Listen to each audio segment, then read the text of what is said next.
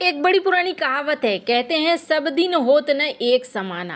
भारत ने चाइना के साथ एकदम से उल्टा कर दिया है। चाइना भी हैरान है कि भारत किस दिशा की तरफ जा रहा है। वहीं डोनाल्ड ट्रंप को माइक्रोसॉफ्ट ने भारत को लेकर एक बड़ी चेतावनी दी है। जानेंगे क्या चल रहा है यहाँ पर। तो वहीं दूसरी तरफ 3 देश इजराइल के खिलाफ खड़े हुए और इजराइल को जाने वाले हथियारों की खेप जो अमेरिका से जा रही थी उसे रोक दिया है। जानेंगे जियोपॉलिटिक्स में क्या कुछ चल रहा है। हमेशा की तरह CIS न्यूज नेटवर्क के इस एपिसोड में जानने को मिलेगा बहुत कुछ। आइए जानते हैं इन खबरों को विस्तार से। क्या 1973 वाला सीन एक बार फिर से घूम कर आ रहा है? क्या हुआ था 1973 में? 1973 में आया था तेल संकट। स्क्रीन पर ये तस्वीर देख रहे हैं जहाँ जगह जगह जो स्टेशंस थे, गैस स्टेशंस थे, वहाँ पर लिखा हुआ आने लगा था कि गैस नहीं है। कई जगहों पर लिखा आने लगा था तेल नहीं है। और जो तेल और गैस के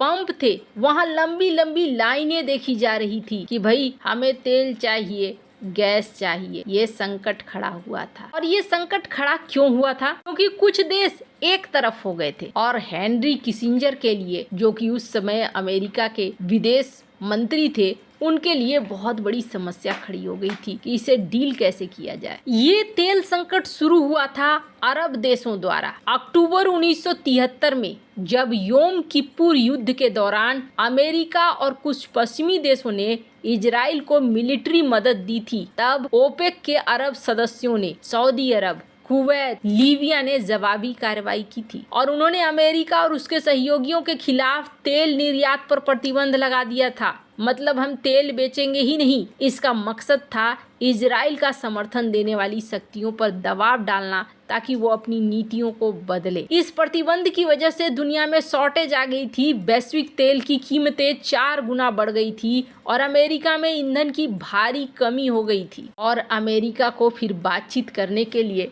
इन्होंने मजबूर कर दिया था। हालांकि तेल संकट का बदला अमेरिका ने दूसरे तरीके से लिया था, पर यहाँ पर हेनरी किसिंजर को उतरना पड़ा था इन चीजों को ठीक करने के लिए। अब क्या वैसा ही समय आ गया है? दरअसल दक्षिण अफ्रीका के राष्ट्रपति सिरिल रामफोसा, मलेशिया के प्रधानमंत्री अनवर इब्राहिम, कोलंबिया के राष्ट्रपति गुस्तावो पेट्रो, इन्होंने इजराइल के हथियारों की एक खेप को रोक दिया है जो अमेरिका से इजराइल जा रही थी। इन नेताओं ने इजराइल की गाजा में सैन्य कार्रवाई की निंदा की है और इसे कहा है कि आप अंतर्राष्ट्रीय कानून की धज्जियां उड़ा रहे हैं। उन्होंने वैश्विक शक्ति, विशेष रूप से अमेरिका को ये कहा है कि आप इजराइल को राजनीतिक और मिलिट्री समर्थन दे रहे हैं। और वो भी ये सारी चीजें ये तीनों देश तब कह रहे हैं जब इजराइल को हर संभव सहायता देने का वादा किया है डोनाल्ड ट्रंप ने। इन तीनों नेताओं ने एक जॉइंट स्टेटमेंट भी दिया है और इस जॉइंट स्टेटमेंट में कहा है या तो हम सब मिलकर काम करते हैं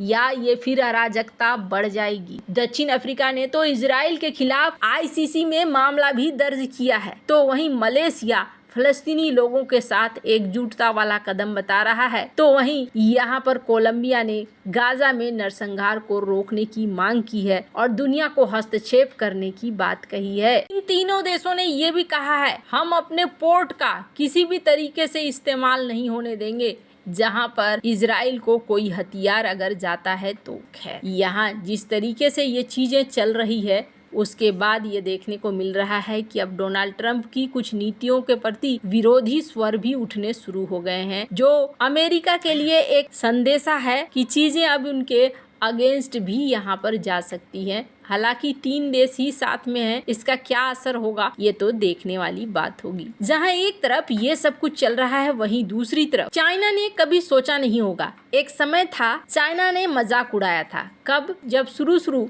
2014 में भारत में नई सरकार आई थी। तब नई सरकार ने ये कहा था कि हम भारत में मेक इन इंडिया कार्यक्रम शुरू करेंगे, हम अपने ही देश में बनाएंगे सामानों को। और तब चाइना की तरफ से जो ग्लोबल टाइम्स है उसने एक आर्टिकल छापा था। उस आर्टिकल में उन्होंने कहा था कि भारत चाइना की बराबरी करना चाहता है ऐसा कभी नहीं होगा। ये था उस समय का अहंकार। भारत के इतिहास में अगर जाएंगे ना, जब ब्रिटिश काल था और अंग्रेजों का शासन था, तब अंग्रेजों ने भारत का कपड़ा बेचकर लाखों कमाया था। उस समय भारत सूती वस्त्र, मलमल, रेशमी कपड़ा बहुत ही ज्यादा बिकता था और ये हाथ से तैयार होते थे, बेहद हाई क्वालिटी के थे। 17वीं 18वीं सदी में ब्रिटिश ईस्ट इंडिया कंपनी ने भारत से लाखों रुपए मूल्य का कपड़ा निर्यात किया था। लेकिन फिर क्या हुआ, फिर चीजें बदलती चली गई, यहाँ के उद्योग को दबा दिया गया, लोग भूल ही गए। फिर लोगों ने सिर्फ खरीदना जाना कि हाँ जी, हम चाइना से बहुत सारा सामान खरीदते हैं, हम तो कुछ बना ही नहीं सकते हैं। लोग शायद भूल गए थे वो सारी चीजों को। यही वजह था कि चाइना ने मजाक भी बना दिया था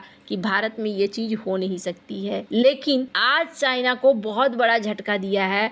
स्क्रीन पर एक आर्टिकल देख सकते हैं। भारत ने पहली बार चीन और वियतनाम को इलेक्ट्रॉनिक कंपोनेंट्स बेचने शुरू कर दिए हैं। और कैसे इलेक्ट्रॉनिक कंपोनेंट्स? वो कंपोनेंट जो एप्पल के प्रोडक्ट में लगते हैं, मैकबुक में, एयरपॉड्स में, एप्पल वॉच में, एप्पल पेंसिल में, आईफोन में। ये एक बहुत बड़ा बदलाव है, क्योंकि पिछले 20 साल से भारत इन देशों से कंपोनेंट्स खरीदता था और फिर छोटी छोटी चीजों को यहाँ असेंबल करता था। लेकिन अब मेक इन इंडिया कार्यक्रम के तहत भारत एप्पल की वैश्विक आपूर्ति श्रृंखला में एक सबसे महत्वपूर्ण भूमिका में आ गया है। एप्पल के आपूर्तिकर्ता रहे हैं मदरसन ग्रुप, ज़ेबिल, एक्सियस और टाटा इलेक्ट्रॉनिक्स। इन्होंने भारत में मैकेनिक्स बनाना शुरू कर दिया और अब इन्हें चीन और वियतनाम भेजा जा रहा है। और भारत से जो ये कंपोनेंट्स जा रहे हैं चीन वियतनाम में, फिर असेंबल हो रहे हैं और मेन प्रोडक्ट में लग रहे हैं। अब आपके मन में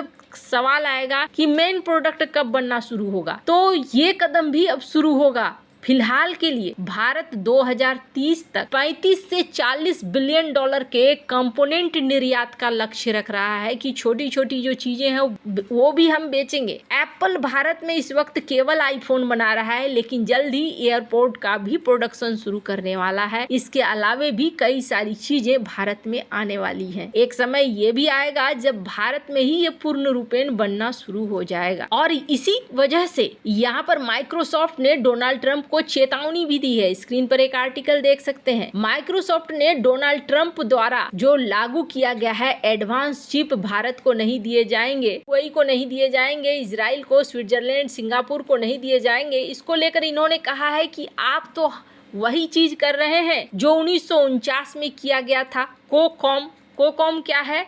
coordinating committee for multilateral export control. 1949 में भी पश्चिमी देशों ने एक संगठन बनाया था और रोक लगा दिया था कि हम बहुत सारी चीजों को दूसरे देशों को नहीं देंगे, एडवांस टेक्नोलॉजी नहीं देंगे। इससे क्या हुआ था, अपनी ही प्रगति अमेरिका ने रोक ली थी। अकेले अपने दम पर कितना क्या करोगे। इसी वजह से माइक्रोसॉफ्ट ने कहा कि आपको भारत जैसे देशों के लिए जो एडवांस एआई है वो दीजिए, ताकि हम आगे बढ़ सके, हम अपने मैन्युफैक्चरिंग सेक्टर को वहां लगा सके, अपनी कंपनियों को वहां खड़ा कर सके और उनके मैन पावर का इस्तेमाल कर सके। वैसे आपको क्या लगता है इन सब मामले में? आपकी क्या राय है? कमेंट कर जरूर बताएं। जल्द मिलते हैं अगले वीडियो में नई खबर के साथ।